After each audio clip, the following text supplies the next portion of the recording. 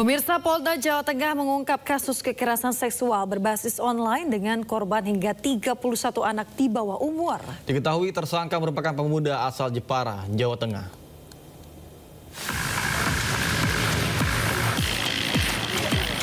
Direktorat Reserse Kriminal Umum Polda Jawa Tengah berhasil menangkap tersangka kekerasan seksual berbasis online dengan korban puluhan anak di bawah umur.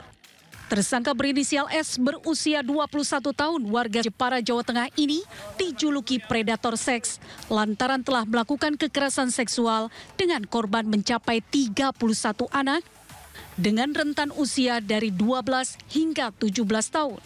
Jumlah tersebut diperoleh dokumen video yang didapat dari ponsel tersangka. Korban sendiri berasal dari daerah Jepara, selebihnya dari Jawa Timur, Semarang, dan Lampung. Terungkapnya kasus ini berawal dari laporan keluarga korban. Petugas kepolisian langsung melakukan olah TKP di rumah tersangka dan mengungkapkan jumlah korban masih bisa bertambah karena dari keterangan tersangka ada dokumen video yang telah dihapus. Bagaimana pelaku ini melakukan kegiatan ini yang sudah kami perdalam, ya. Tetapi yang pasti bahwa dengan penggunaan media sosial dia telah merayu korban-korban anak di bawah umur ini, kemudian diminta untuk buka baju dan buka segalanya. Jika tidak mau, maka akan disebarkan. Polda Jawa Tengah masih terus mendalami guna mengungkap motif tersangka. Dan tersangka sendiri terjerat hukuman selama 12 tahun penjara.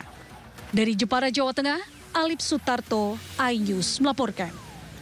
Ya pemirsa, jika Anda ingin membeli mobil second harap lebih berhati-hati. Jangan lupa untuk cek keaslian surat-surat kendaraan Anda. Di Jakarta pemirsa, belasan unit mobil rental dugaan penggelapan disita polisi. Dalam aksinya para pelaku menyewa kendaraan dari berbagai rental mobil lalu menggadaikan atau menjualnya kepada orang lain.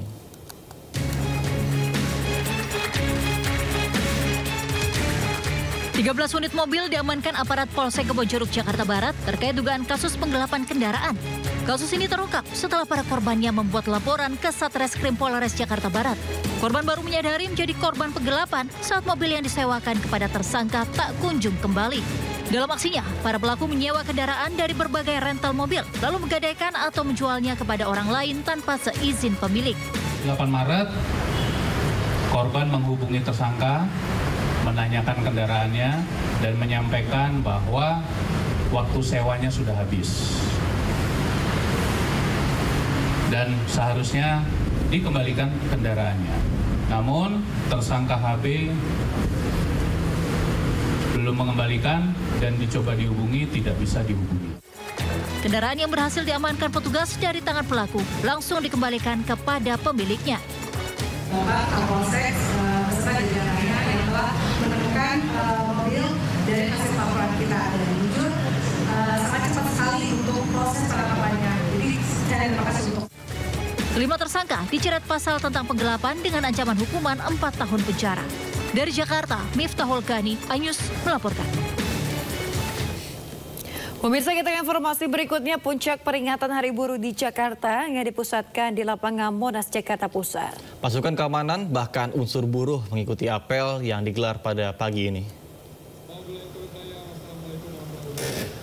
Sejak pagi tadi, pasukan pengamanan dari unsur polisian dan TNI serta buruh mengikuti apel di lapangan Silang Monas, Jakarta. Sebanyak 13.000 lebih personil gabungan TNI Polri dikerahkan untuk mengawal jalannya peringatan Hari Buruh. Kegiatan May Day 2025 rencananya akan terbagi dalam 2 kegiatan, yakni pesta rakyat dan penyampaian aspirasi. Presiden Prabowo Subianto juga rencananya akan hadir dalam peringatan Hari Buruh di Monas.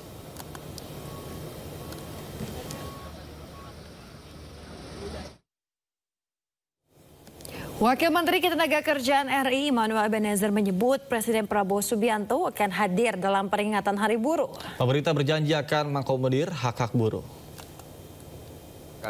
Kolaborasi dengan kawan-kawan serikat pekerja dan buruh ya, apalagi besok akan dihadiri oleh Presiden Pak Prabowo Subianto dan beberapa pembantunya. Karena ini kan momen sejarah seorang pemimpin negara selama 60 tahun baru ini pemimpin negara, Presiden hadir bersama kawan-kawan buruh.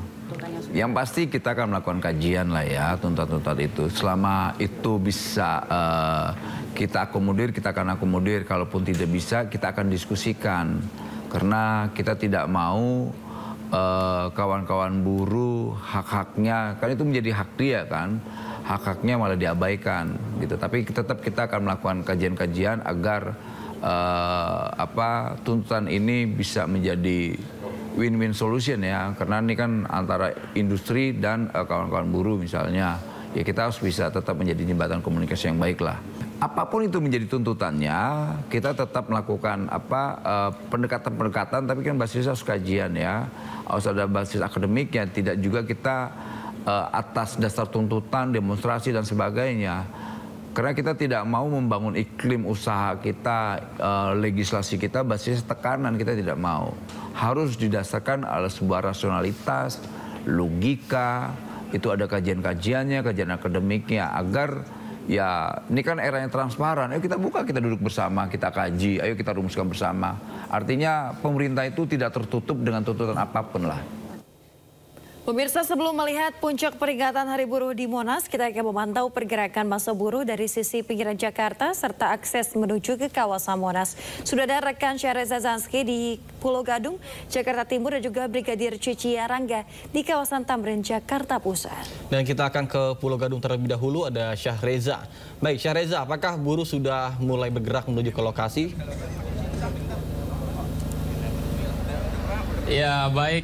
Hari ini, pagi ini sudah mulai banyak sekali kumpulan buruh yang berkumpul di kawasan industri Pulau Gadung. Dan kini saya bersama teman-teman buruh yang nantinya akan menuju ke kawasan Monumen Nasional untuk bisa menyuarakan tuntutan mereka soal kesejahteraan para buruh di Indonesia. Dan saya akan mengajak Anda tentunya untuk berbincang secara langsung oleh Ketua Umum KSPSI Jumhur Hidayat. Selamat pagi Bapak. Pagi. Ini begitu ramai sekali para kaum buruh dan juga sudah mulai berkumpul. Kira-kira apa saja tuntutan ataupun poin penting yang akan disuarakan nanti di Monas? Yang pasti berbahagia karena negara, pemerintah dan DPR membuka diri untuk menyempurnakan Undang-Undang Cipta Kerja. Di mana sebelumnya banyak pembonsaian terhadap kesejahteraan buruh. Itu pertama, dan tentunya kita dalam peringatan 1 Mei ini adalah bagian dari perjuangan untuk mengawal itu.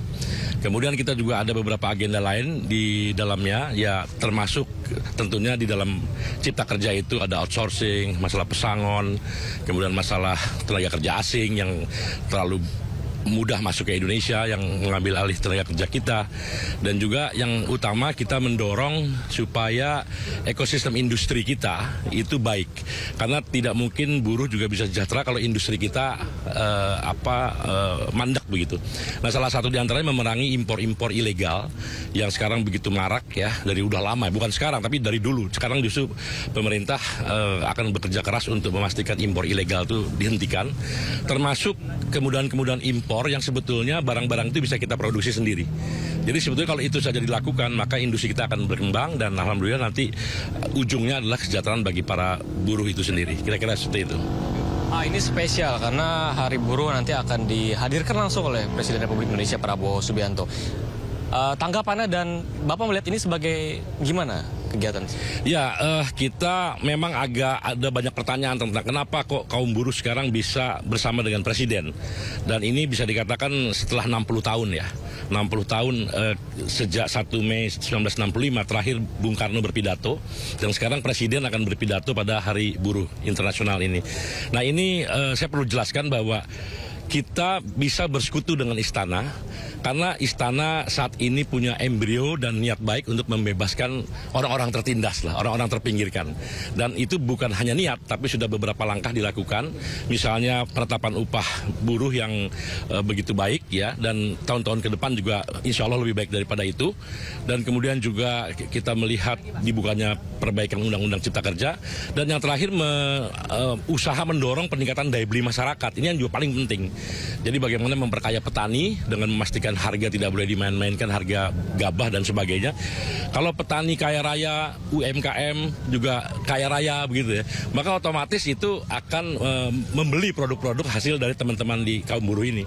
Dan artinya ekosistem industri, ekonomi kita berjalan, dan itu akhirnya mensejahterakan kita sebagai bangsa. Kira-kira seperti itu. Jadi embrio itu sudah ada dan sudah dikerjakan, dan karena itu kita mengawal niat baik dari Istana atau Presiden Prabowo Subianto untuk memastikan bangsa ini menjadi bangsa yang adil bagi semua, sejahtera bagi semuanya seperti itu. Dan apabila tidak dikawal dan tidak terrealisasi harapan dari kaum buruh, apa tindakan yang akan dilanjutkan? Seperti yang tadi Abang bilang soal nanti sudah berpihaklah kepada Istana dan juga ini. Bagaimana menanggapinya nanti kalau misalkan tidak sesuai harapan? Ya, jadi saya rasa begini, kebijakan yang lahir dari Istana kan tidak lepas daripada bagaimana kita memberikan masukan-masukan.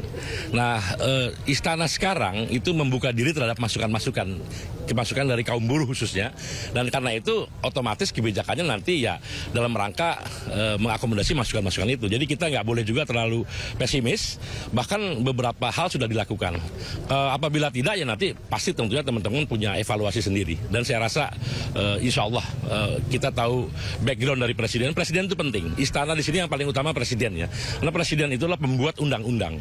Karena itu kalau Presidennya sudah punya niat dan langkah-langkah yang sudah dilakukan juga pro kepada orang kecil, pro kepada rakyat banyak, maka insya Allah seluruh stakeholder yang ada di bawahnya itu harusnya mengikuti. Nah, kadang-kadang bisa jadi layer-layer atau lapisan-lapisan di bawah Presiden dan seterusnya lah begitu, itu boleh jadi dia berbeda dengan apa yang dipikirkan oleh kita semua dan juga oleh Presiden itu sendiri. Karena itulah kita perlu mengawal. Itu tugasnya kita bersatu bersama untuk mengawal itu. Fokusnya adalah mengawal ya Pak, agar direalisasikan juga. Terima kasih Pak Jumrides. Ini konfirmasi lagi Pak, ini berangkat jam berapa nih Pak? Ya sekarang kita mau berangkat nih. Sekitar jam 8 sih kalau titik. Sekarang pas jam 8 kurang dikit lah ya. Ya kira-kira seperti itu. Sekitar dari sini sekitar 4.800 ya. Siap, 4.800-an kira-kira. Nanti ketemu di utara ada 7.000. Kemudian dari mana lagi? Honda ya. Depok. Pokoknya kira-kira kita hitung total tuh yang menuju ini hampir 20.000 lah nanti bersamaan menuju Monas kira-kira gitu. Oke, Pak. Ini lewat rute mana nih Pak nanti Pak? Cempaka Putih. Ya dari Pulau Gadung, Cempaka Putih langsung ke Monas. Ya. Ibu naik motor langsung. Saya akan memimpin konvoi ini. Ya, saya langsung memimpin konvoi, nanti ketemu dengan teman-teman yang ada di jalan. Terima kasih atas waktunya Pak. Semoga terrealisasikan harapan dari Ketua Umum KSPSI dan teman-teman lain di buruhnya. Oke. Terima kasih Bapak atas waktunya.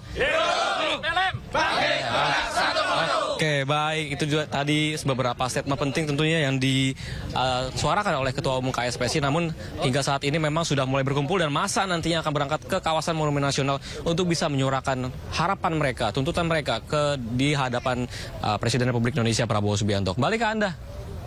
Baik, terima kasih rekan Syahreza. Sekarang kita akan bergeser ke kawasan Tamrin, Jakarta. Sudah ada Brigadir Cici di sana. Ya, selamat pagi Brigadir Cici. Ya, Brigadir Cici, apakah masa buruh sudah mulai nampak melewati kawasan Tamrin pada pagi hari ini? Ya, terima kasih Yasmin. Pemirsa, pagi hari ini bertepatan dengan May Day yang kita ketahui sebagai Hari Buruh. Untuk kondisi arus lalu lintas pagi hari ini di sekitaran kawasan Tamrin cukup dalam keadaan ramai dan lancar, dan untuk peserta buruh sendiri terpantau langsung di lapangan bahwa sudah berdatangan adanya beberapa bis pariwisata yang sudah mengantarkan massa masuk ke dalam halaman lapangan Monas sendiri. Dan untuk kondisi arus lalu lintas sendiri pagi hari ini masih terlihat cukup normal dari berbagai arahnya, di mana kendaraan-kendaraan yang melintas masih melaju dengan kecepatan normal.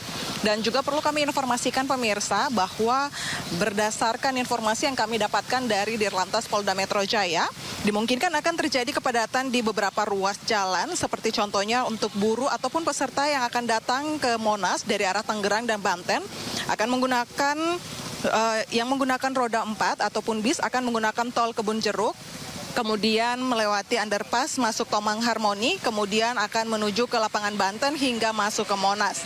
Kemudian untuk kendaraan-kendaraan sepeda motor sendiri akan menggunakan jalur Dan Mogot, Grogol, Gajah juga Harmoni. Dan kemudian jalur ke arah Pasar Baru, lapangan Banteng, dan akhirnya akan masuk kembali ke arah Monas.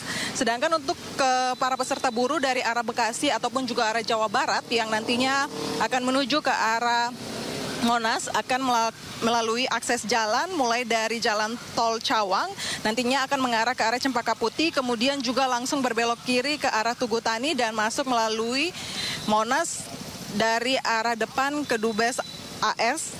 Dan untuk kendaraan sepeda motor akan menggunakan jalur Kalimalang hingga Cempaka Putih, nantinya akan diarahkan parkir di 2 titik. Yang pertama menggunakan area parkir JI Expo Kemayoran dan kemudian juga ruas Benyamin Sueb, dan untuk juga kantong parkir yang ada di parkiran Timur Senayan ataupun arah GBK.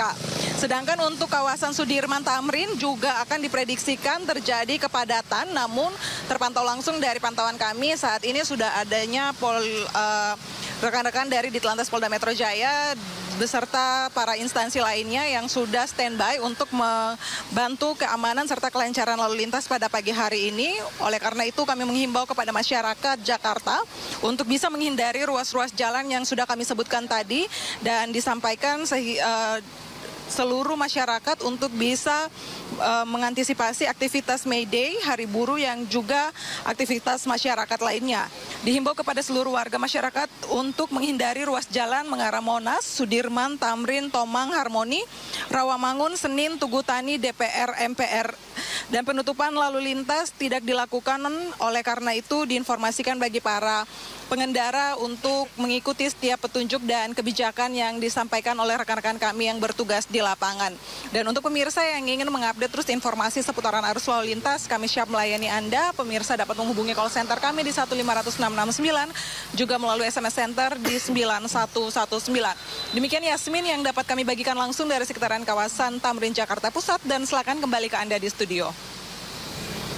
Baik, terima kasih Brigadir Cici Arangga melaporkan langsung dari kawasan Tamrin, Jakarta Pusat, dan juga sebelumnya ada rekan Syahreza Zanski melaporkan langsung dari kawasan Pulau Gadung, Jakarta Timur. Selamat bertugas kembali.